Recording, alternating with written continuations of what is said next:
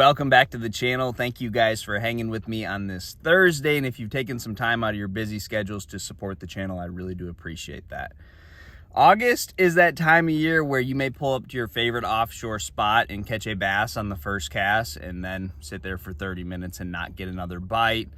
The exact opposite, you could be there for 30 minutes and catch one after you've been there for 30 minutes. So it just seems like this time of year, it's very important to pay attention how long you're gonna spend in areas because there's just not a whole lot of fish in one spot. And that's why I'm not a big finesse fisherman this time of year. I like to throw a shaky head and a drop shot a lot when I am around fish in the pre-spawn, if they're using a specific bank, but I know there's a bunch of fish there. That's when I really like to finesse. Same thing goes if you're fishing a drain or a main lake point or something and you know that there's a group there. It's a great summertime bait earlier in the year when the fish are still schooled up, but as we move into August, they're breaking up.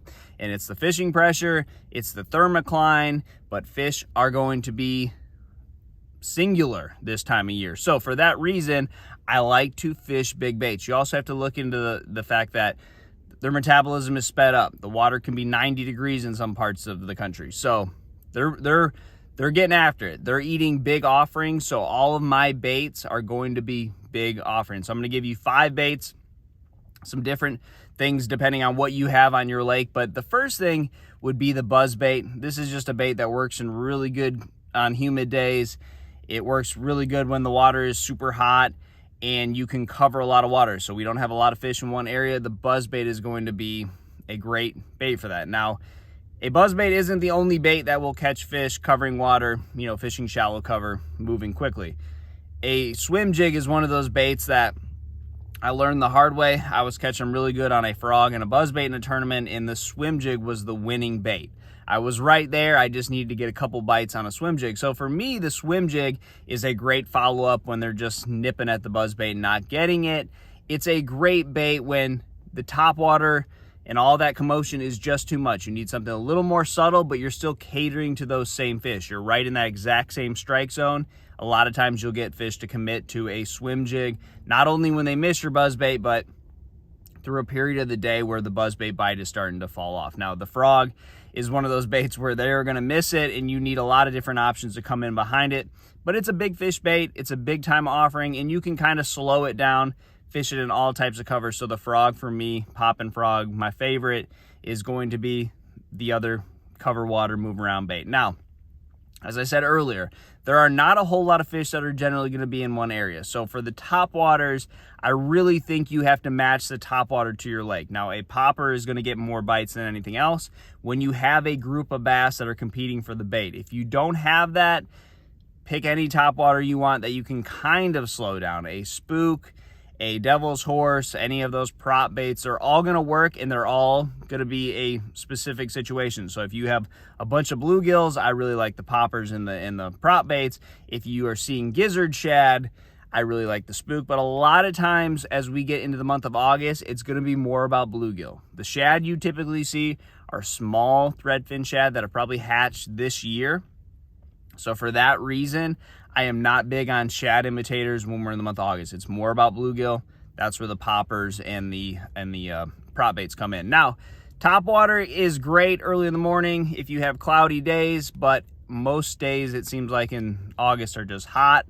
It's sunny. There's not a whole lot of clouds. If something does roll in, it doesn't hang around for very long. So for that reason, flipping, shade, whatever you have in your lake, if it's docks, if it's overhanging trees, or maybe you have grass, flipping is a really big part of August fishing for quite a few reasons. The first one being if you live on a grass fishery or you frequent a grass lake, the grass grows up too high to where you can't really throw a chatterbait. You can't throw a square bill or a lipless or a rounded bill medium diving crankbait anymore.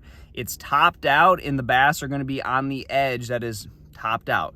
So the best way to catch them, if they are still out a little bit deeper, like in that 5 to 8 foot range, is a 1 ounce grass jig, like a heavy cover flipping jig, like a hack attack jig. There's a lot of companies that make a jig with a really big hook in it. You rig it up on braided line, you put some type of kicking trailer on there, and that is great to flip on the edge when those bass are still using a little bit deeper water. Now, Bass really frequent that 2 foot to 4 foot range this time of year. So that's where the punching technique comes in. If you have whatever it may be, some type of matted cover, it could be chopped up grass, hydrilla, but bass will really use dirt shallow this time of year. And punching is typically the only way you can get a bait to those fish. Now, the last flipping technique would be something with a worm. I really like a speed worm because when I'm moving that bait, I can feel it.